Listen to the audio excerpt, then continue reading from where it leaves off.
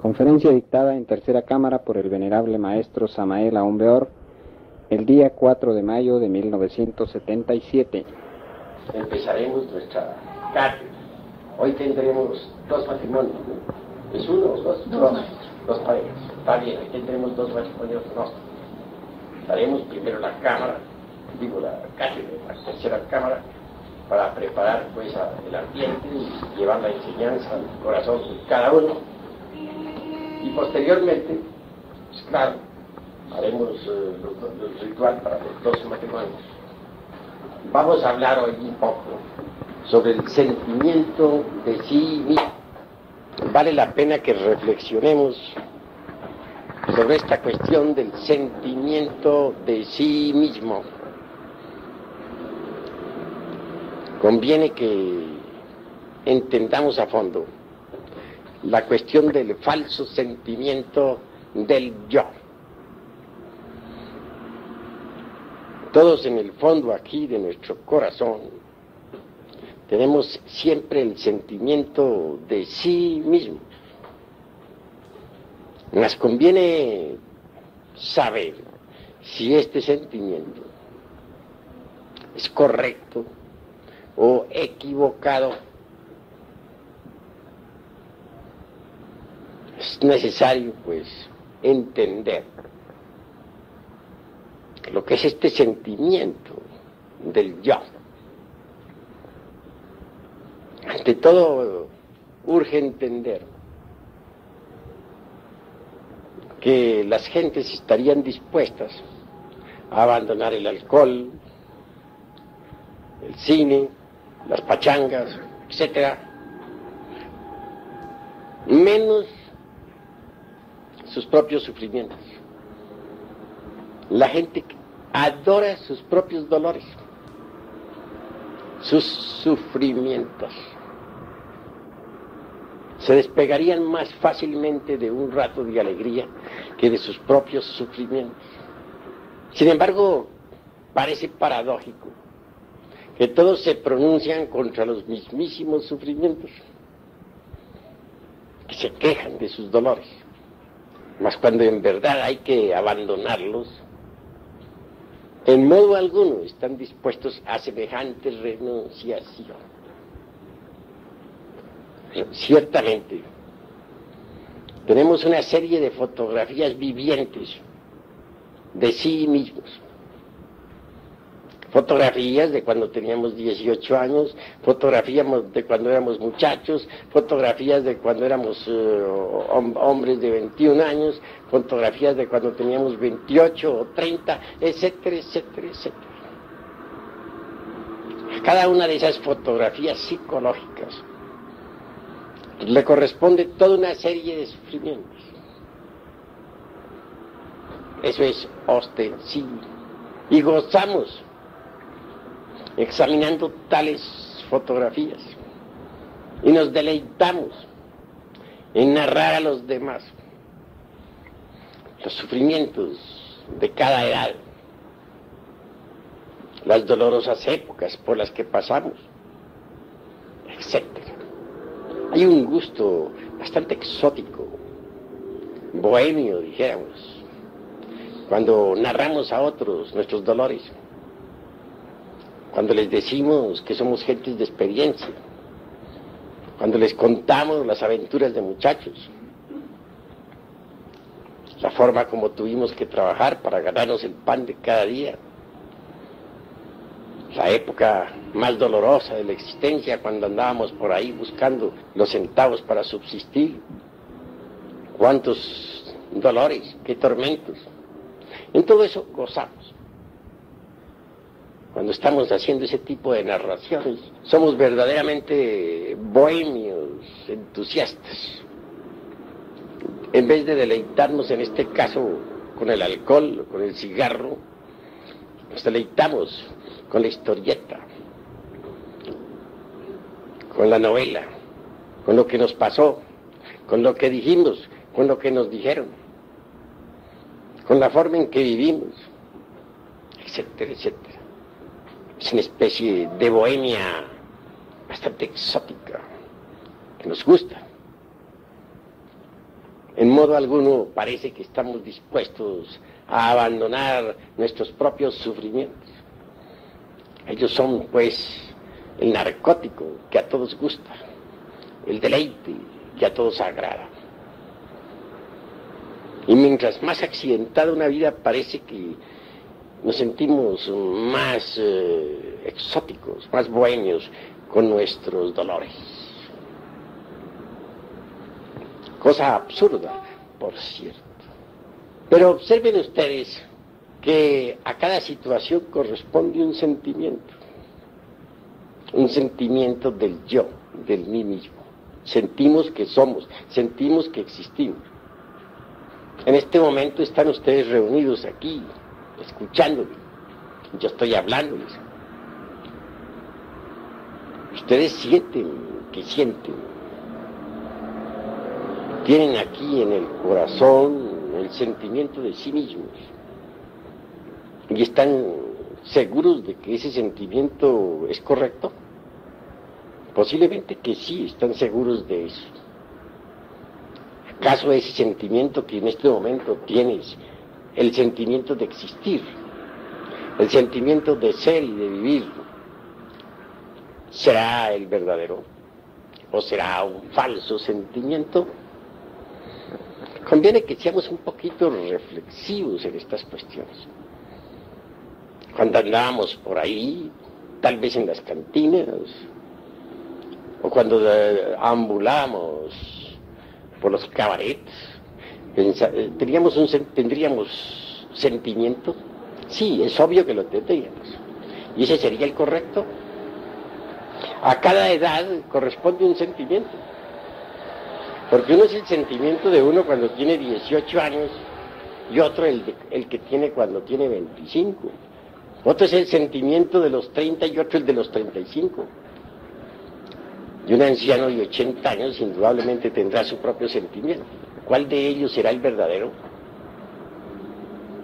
Y es algo muy tremenda esta cuestión del sentimiento de sí mismo. Porque uno siente que siente. Uno siente que existe, uno siente que vive, uno siente que es, uno siente que siente. Tiene corazón y siente. Y dice yo, yo, yo. Pero son muchos los yoes. ¿Cuál de los sentimientos será pues el exacto? Reflexionen ustedes un poco en esta cuestión. Piensen. Vale la pena tratar de comprender esta cuestión. Si uno desintegra un yo cualquiera, tengamos el del resentimiento con alguien, está contento de haberlo desintegrado. Pero si el mismísimo sentimiento continúa, hay algo que está fallando en el trabajo. Sencillamente, esto nos indica que el tal yo que creímos haber desintegrado, no se ha desintegrado, puesto que el sentimiento del mismo continúa. Si perdonamos a alguien, y más aún si calificamos, y más aún si cancelamos, dispensen, el dolor que si alguien nos ha producido, pero continuamos allá con un sentimiento igual, pues esto nos está indicando que no hemos cancelado pues ese agravio, o ese mal recuerdo, o esa mala acción que alguien nos produjo. El yo del resentimiento continúa vivo. Estamos tocando un punto muy delicado, puesto que todos estamos en el trabajo de sí mismos y sobre sí mismos. ¿Cuántas veces hemos creído, por ejemplo, que hemos desintegrado un yo de venganza, suponiendo? Pero el sentimiento aquel que teníamos continúa. Esto indica que no logramos entonces desintegrar tal yo. Eso es obvio. De manera que entonces en nosotros existen tantos sentimientos ¿Cuántos agregados psíquicos o yoes tenemos en nuestro interior? Si tenemos 10.000 agregados psíquicos, indubitablemente tendremos 10.000 sentimientos de sí mismo. 10.000, cada yo tiene su propio sentimiento. Así pues, una pauta a seguir en nuestro trabajo sobre sí mismos es esta cuestión del sentimiento. Intelectualmente podremos haber aniquilado el yo del egoísmo, pero ¿continuará acaso existiendo en nosotros el sentimiento del egoísmo? Ese sentimiento de primero yo y segundo yo y tercero yo. Seamos sinceros consigo mismos. Y si continúa existiendo tal sentimiento es porque el yo del egoísmo aún existe. Así pues, hoy los he invitado a ustedes a comprender esta cuestión del sentimiento. Cuesta mucho trabajo que las gentes, pues, se resuelvan a entender la necesidad de desintegrar el ego, pero más trabajo cuesta que entiendan lo que es el sentimiento. Suele ser tan fino, se escapa, es tan sutil. En todo caso, en este trabajo sobre sí mismos, mis queridos hermanos, hay 3 líneas que nosotros debemos entender. Primero, el trabajo sobre sí mismos. El propósito de desintegrar los agregados psíquicos que en nuestro interior tenemos. Viva personificación de nuestros errores. Segundo, el trabajo con los demás. Necesitamos aprender a relacionarnos con los demás. Y tercero, el amor al trabajo. El trabajo por el trabajo mismo. Son las 3 líneas a seguir. Si una persona, por ejemplo, dice que está trabajando y cree que está trabajando sobre sí misma, pero no se presenta ningún cambio en esa persona, si el sentimiento equivocado del yo continúa, si su relación con sus semejantes es igual, entonces se está demostrando que esa persona no ha cambiado. Y si no ha cambiado, pues entonces no está trabajando sobre sí misma correctamente. Eso es obvio. Necesitamos cambiar. Mas después de un cierto tiempo de trabajo, el sentimiento del yo continúa igual. Si el proceder con las gentes es el mismo, ¿podría acaso afirmarse que hemos cambiado? En verdad que no. Y el propósito de estos estudios consiste en cambiar.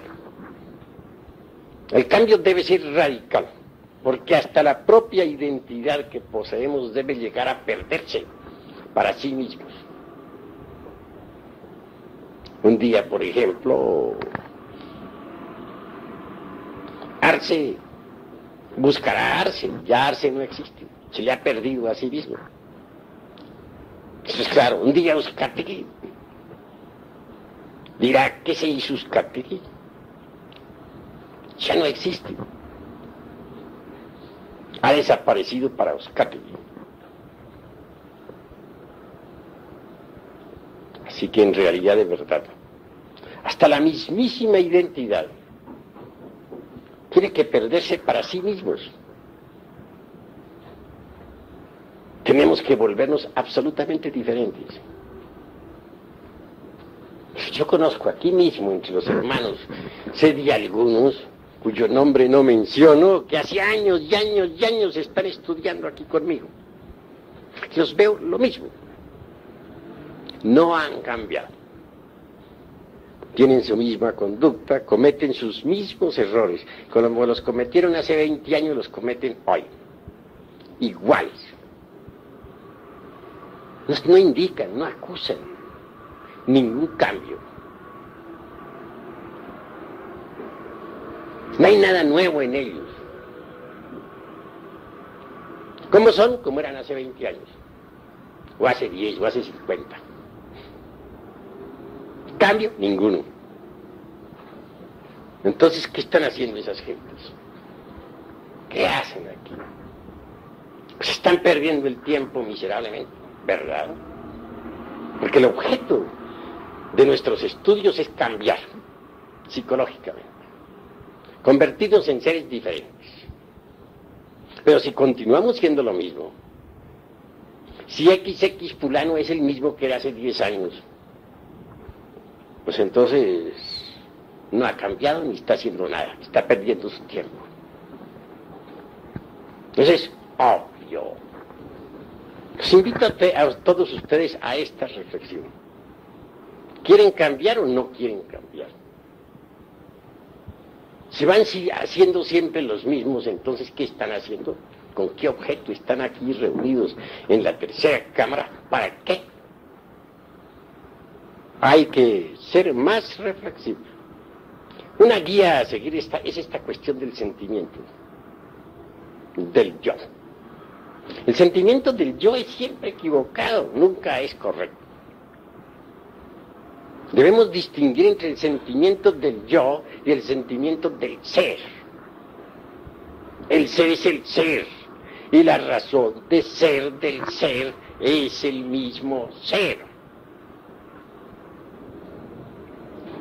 El sentimiento del ser es siempre correcto. Pero el sentimiento del yo, pues es un sentimiento equivocado, un sentimiento falso.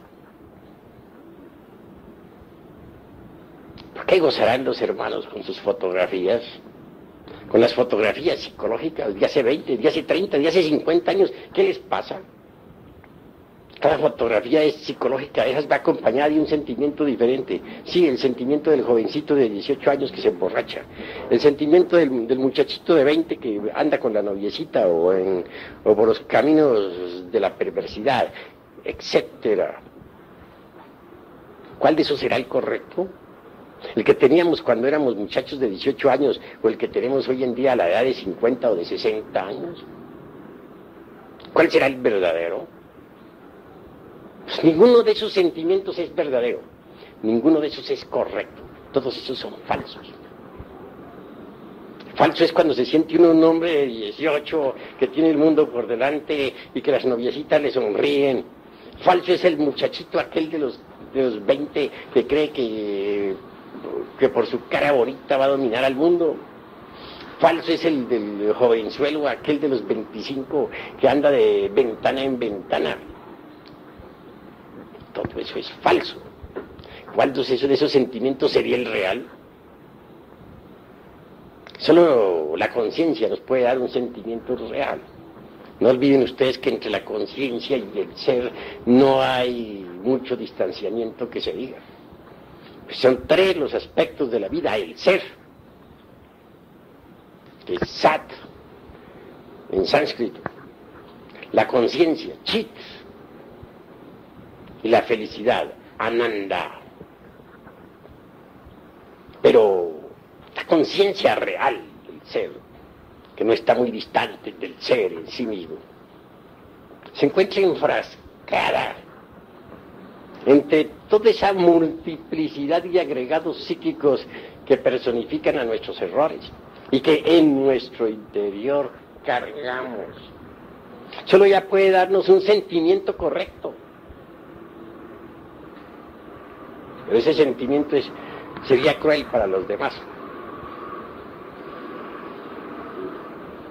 Porque los demás están enfrascados en falsos sentimentalismos que nada tienen que ver con el verdadero sentimiento del ser. El sentimiento de la conciencia objetiva real es lo que cuenta, es lo importante. Pero para poder tener nosotros ese sentimiento verdadero de la conciencia real y objetiva, necesitamos antes que todo desintegrar los agregados psíquicos. A medida que vayamos desintegrando los diversos agregados, viva personificación de nuestros defectos, la voz de la conciencia se irá haciendo cada vez más fuerte El sentimiento del ser, es decir, de la conciencia, irá sintiéndose cada vez más y más en forma intensiva. Y a medida que vayamos sintiendo con la conciencia, nos daremos cuenta de que, el falso sentimiento del yo nos conduce al error. Mas esto es sumamente fino, sumamente delicado, porque en la vida todos nosotros hemos sufrido demasiado. Eso es obvio. También hemos marchado por el camino del error. Eso es patético. Y en todos los aspectos de nuestra vida, en cada proceso, en cada instante, hemos sentido aquí en el corazón algo que se llama sentimiento.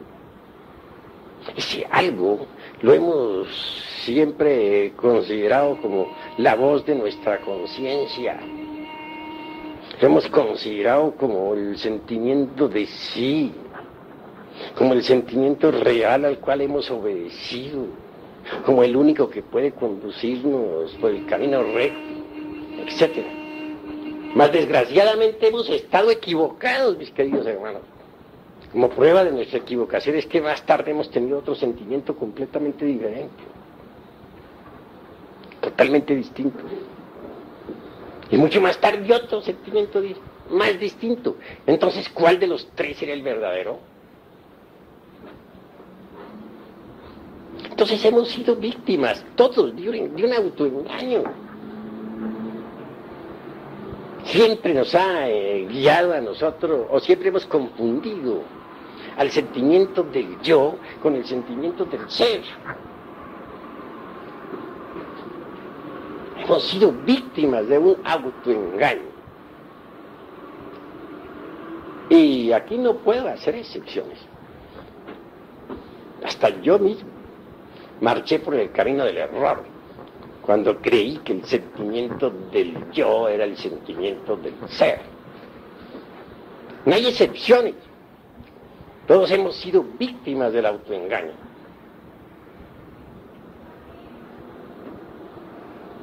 Llegar a sentir de verdad, llegar a tener el sentimiento preciso, es algo tremendo. Ese sentimiento preciso es el de la conciencia superlativa del ser. En todo caso, nosotros debemos marchar por el camino de la aristocracia de la inteligencia y de la nobleza del espíritu. A medida que avancemos por esa senda tan difícil del autoconocimiento y de la autoobservación de sí mismos de momento en momento, iremos también aprendiendo a sentir correctamente. Iremos aprendiendo a conocer el sentimiento auténtico de la conciencia superlativa del ser.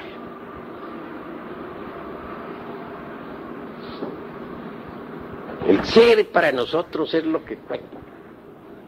Es lo importante. Y el sentimiento juega gran papel en esta cuestión del ser. Pero muy hondo papel. ¿Cuántas veces creímos que andábamos bien por el camino de la vida, guiados por el sentimiento vivo de una auténtica realidad? Y sucedió que entonces andábamos peor que antes, que nos guiaba un falso sentimiento, el del yo. Hay personas que no son capaces de despegarse del falso sentimiento del yo, jamás. Tienen una serie de fotografías sobre sí mismas que no abandonarían por nada de la vida, ni por todos los tesoros del mundo. Gozan con sus dolores, y renunciar a ellos sería peor que la muerte misma. Las gentes viven quejándose y gozan en las quejas, y nunca abandonarían sus dolores. Es terrible esto que les estoy diciendo, doloroso, pero es la verdad. Por un falso sentimiento del yo podemos perder toda la existencia íntegra. Porque si pasan los 20 años y los 30 y los 40 y los 50 y los 60 y llegamos a los 80, si acaso llegamos, porque muchos mueren antes de los 80, por ese mismo falso concepto, falso sentimiento del yo, para ser más claro. Y ese falso sentimiento que tenemos del yo nos embotella completamente en el ego. Y al fin morimos sin haber dado ni un paso adelante. Por lo común las gentes, al enfrentarse a la vida, no reciben las experiencias directas en la conciencia. No. Tienen una serie de preconceptos, prejuicios en la mente terribles. Cualquier reto pues es de inmediato, dijéramos, escudado por algún prejuicio o preconcepto. Todo lo que sucede en la vida llega no directamente a la conciencia, sino a toda esa multiplicidad de prejuicios que tenemos dentro, a toda esa diversidad de sentimientos equivocados y contradictorios, pero nunca la conciencia. Y en consecuencia, pues, permanecemos dormidos toda la vida. Miremos un viejo neurasténico, por ejemplo, de 80 años, rancio, torpe en el pensar, botellado en algún dogma, tiene un sentimiento de sí mismo totalmente equivocado. Cuando algo le llega, no toca su conciencia, todo lo que le llega, llega a su mente. Y esta, como está llena de tantos prejuicios, costumbres, hábitos mecánicos, etcétera, pues reacciona de acuerdo con su propio condicionamiento. Reacciona violentamente, cobardemente, etcétera, etcétera, etcétera. ¿Saben ustedes? Algún anciano de 80 años reaccionando. Ya lo conoce uno. Siempre da las mismas reacciones. ¿Por qué? Porque todo lo que llega a su mente, pues, no toca nunca su conciencia. Llega a su mente y luego de allí, pues, la mente lo interpreta a su modo. La mente juzga todo como le parece, como está acostumbrada a juzgar, como cree que es verdadero. Y el falso sentimiento del yo respalda la forma equivocada del pensar. Total, que quien tiene un falso sentimiento del yo pierde su existencia miserablemente. Que hay que llegar al correcto sentimiento, pero este es el de la conciencia.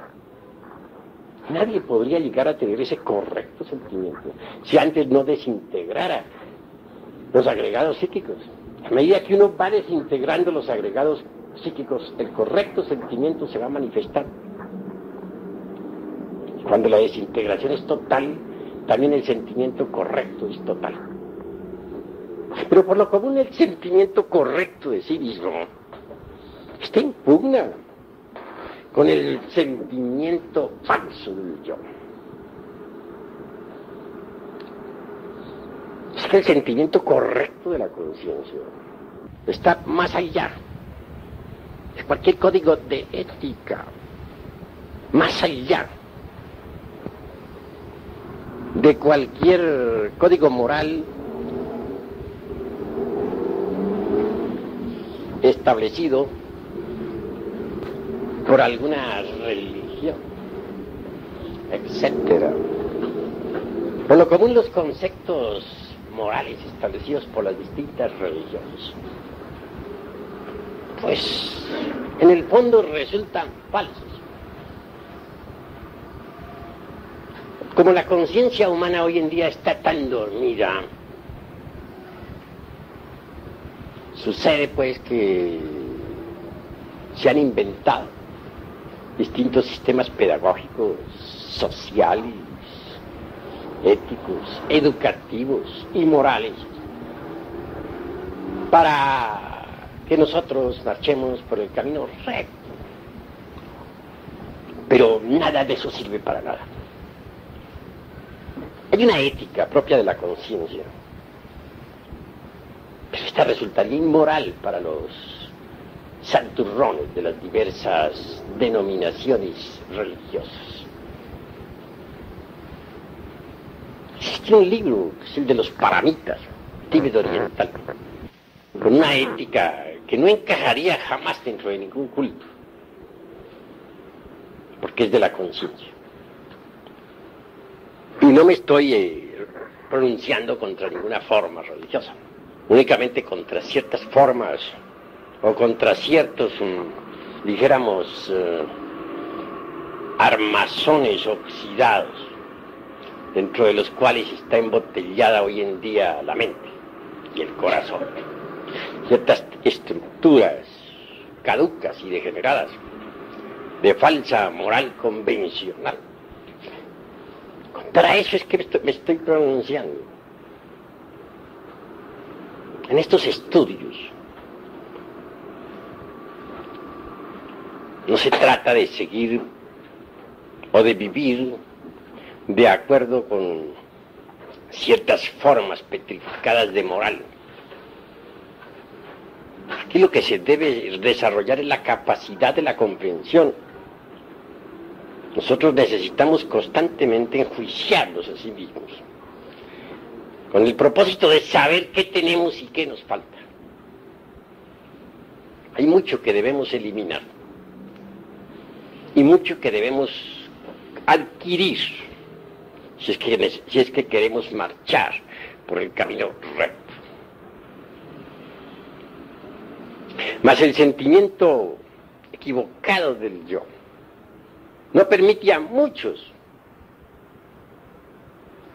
avanzar por la difícil senda de la liberación.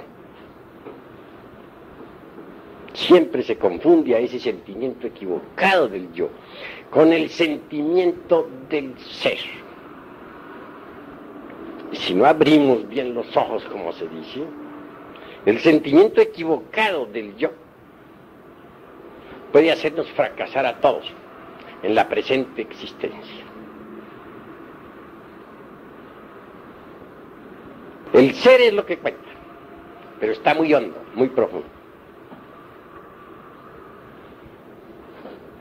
Realmente, el ser en sí mismo es la mónada interior. Recordemos a Leibniz y sus famosas mónadas. La mónada en sí misma es lo que podríamos denominar en hebreo Nashemah, es decir, Atman Budi. Atman. ¿Quién es Atman? Es el íntimo, el ser. Sobre eso nos dice algo precisamente dioses atómicos. Antes de que la falsa aurora apareciera sobre la tierra, aquellos que sobrevivieron al huracán y a la tormenta alabaron al íntimo, y a ellos se les aparecieron los heraldos de la aurora. Neshama, es decir, Atman Budi, es la mónada, citada por un Leibniz y su filosofía monádica.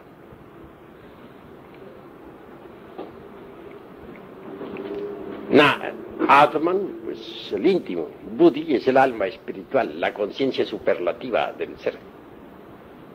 Los dos integrados constituyen la mónada. Eso es obvio. La mónada a su vez se ha desdoblado en el alma humana, que es el mana superior de los orientalistas. Esa alma humana en principio es germinal completamente, pero de ella por desdoblamiento ha resultado la esencia, que es lo único que los animales intelectuales tienen dentro, encarnado. Esa esencia está enfrascada entre los diversos agregados psíquicos que en nuestro interior llevamos. En hebreo, Nechamah es precisamente Atman. Atman en su parte inefable. Budi es Ruach. Yalman Budi se dice Ruach en general. Nefesh es el alma humana, o alma causal, de donde deriva precisamente la esencia que cada cual tiene en su interior. Esa esencia hay que despertarla, es la parte de conciencia que tenemos dentro. Esa esencia hay que ponerla en actividad. Desgraciadamente está dormida, está metida entre los agregados psíquicos inhumanos que en nuestro interior cargamos. Por desgracia. Es necesario entender que cuando uno trabaja sobre sí mismo, entra por el camino de la revolución de la conciencia. Aspira algún día a recibir los principios anímicos y espirituales, es decir, a convertirse en templo de la mónada interior. Porque es obvio que una esencia desarrollada, desenvuelta, despierta, se integra, se fusiona completamente con el alma humana en el mundo causal. Mucho más tarde viene lo mejor, el desposorio, la integración de esa alma humana con la mónada. Cuando eso sucede, el maestro se ha autorrealizado totalmente. Así que lo que tenemos, que es la esencia, debe ser trabajada. Debemos empezar por desembotellarla, por desenfrascarla. Es una fracción del alma humana en toda criatura.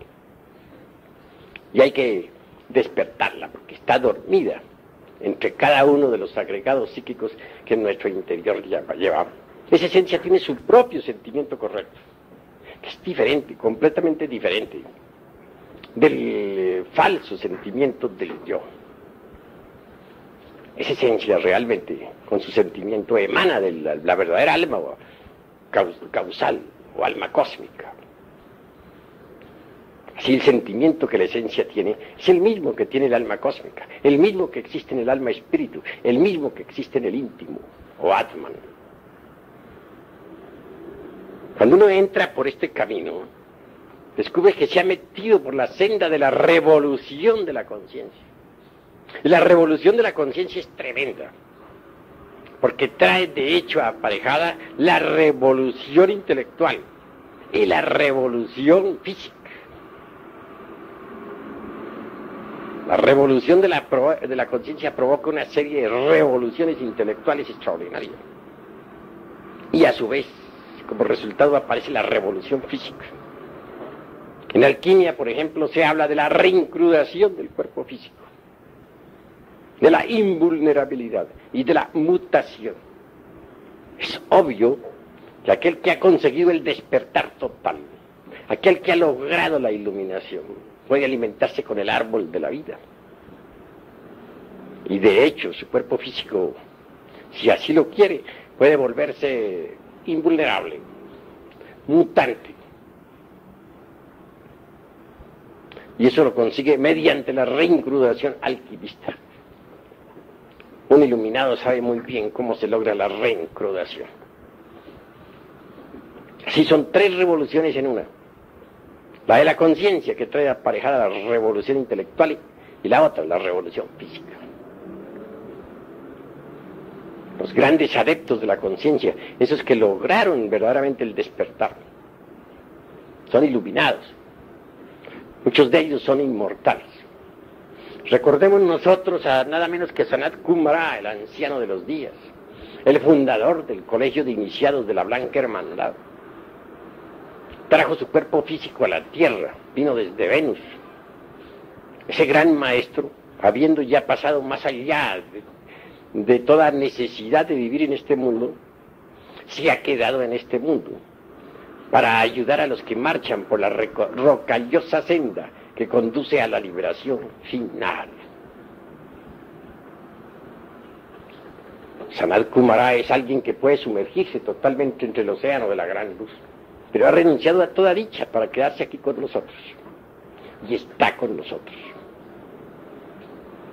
por amor a nosotros.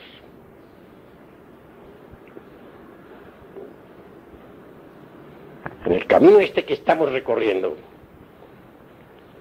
urge con entender la forma de relacionarnos correctamente con nuestros semejantes.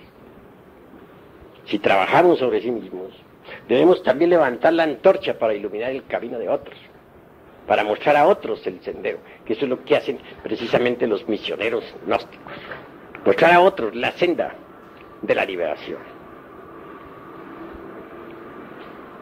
En el Oriente se habla claramente de dos clases de seres que marchan por este camino. Los primeros los podemos denominar los Sravakas y los Budas Praitekas. Obviamente, ellos son ascetas, saben que el falso sentimiento del yo lo conduce a uno al fracaso, ¿me entienden? Se han preocupado por trabajar intensivamente sobre sí mismos, han hecho sus votos, algunos de ellos hasta han diluido el ego, pero no trabajan por los demás, no hacen nada por el prójimo. Estos budas praitekas y sravakas obviamente gozan de cierta iluminación y de cierta felicidad, mas nunca han llegado en realidad de verdad a ser verdaderos bodhisattvas en el sentido más estricto de la palabra. Hay dos clases de bodhisattvas: los que tienen al bodhisattva en su interior y los que no lo tienen. ¿Qué se entiende por el bodhisattva?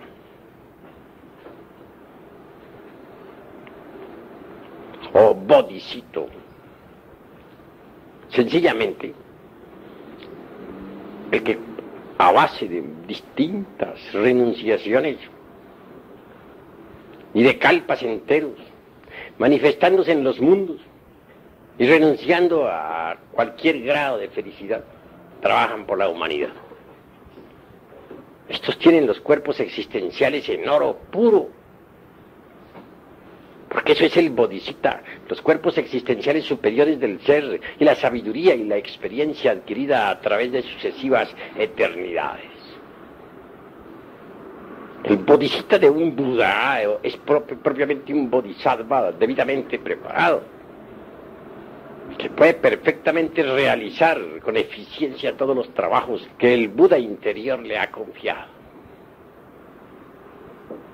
¿Creen ustedes acaso que el bodhisattva, que en realidad de verdad se ha desarrollado, dijéramos, de acuerdo con en el terreno, dijéramos, vivo del bodhisattva, podría acaso llegar a ser, dijéramos, a fracasar en los trabajos que tiene que realizar?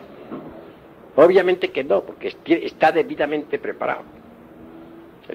Se entiende por bodhisattva precisamente todas esas experiencias, todos esos conocimientos adquiridos a través de las edades, los vehículos en oro puro, la sabiduría patente del universo. Obviamente el bodhisattva provisto de tal bodhisattva se manifiesta a través de distintos mahamantaras y a la larga viene a convertirse verdaderamente en un ser omnisciente. La omnisciencia es algo que hay que conseguir, que hay que lograr, que no se, en modo alguno nos viene de regalo. Es el producto de distintas manifestaciones cósmicas y de incesantes renunciaciones.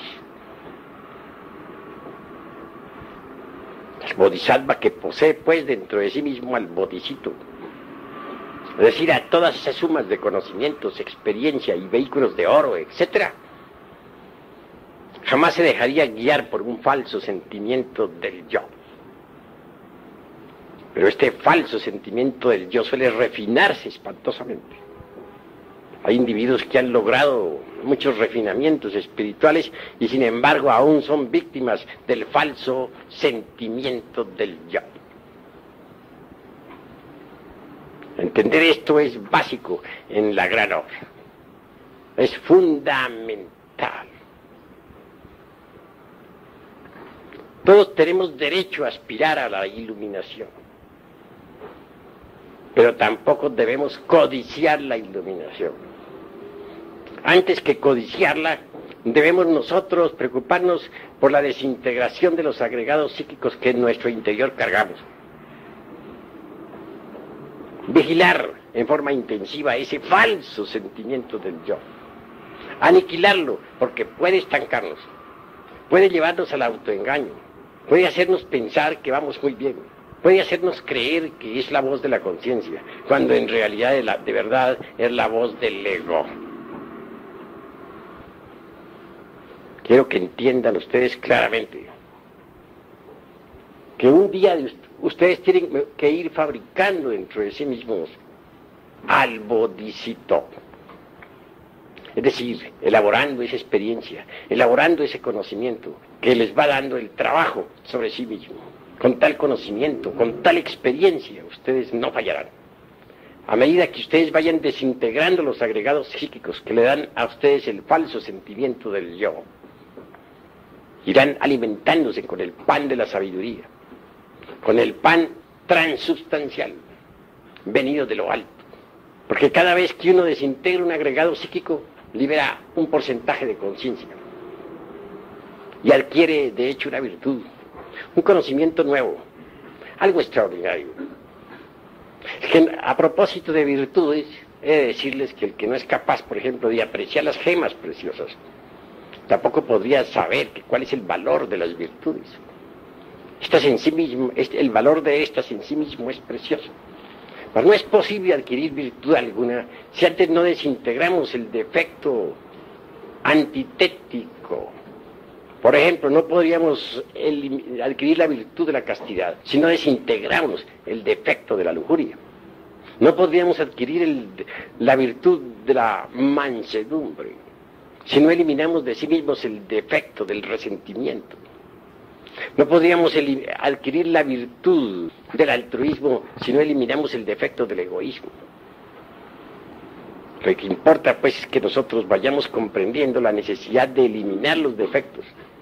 Solo así irán naciendo en nosotros las gemas preciosas de las virtudes. En todo caso, el objetivo de esta plática hoy ha sido llamarle la atención sobre el falso sentimiento del yo. Tendrán que ustedes aprender a sentir la conciencia, a tener un correcto sentimiento de la conciencia superlativa del ser. Esa conciencia superlativa emana o deviene originalmente de Atman, el inefable, es decir, del íntimo, del ser.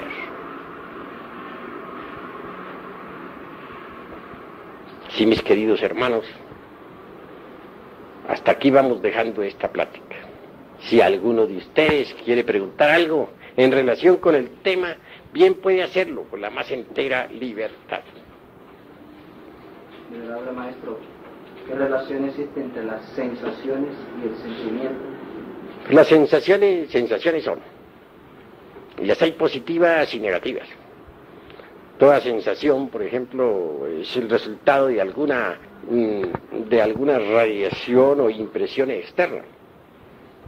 Por ejemplo, viene a nosotros una sensación de dolor debido a que alguien nos lo produjo, ya sea con la palabra o sencillamente nos dio un trancazo.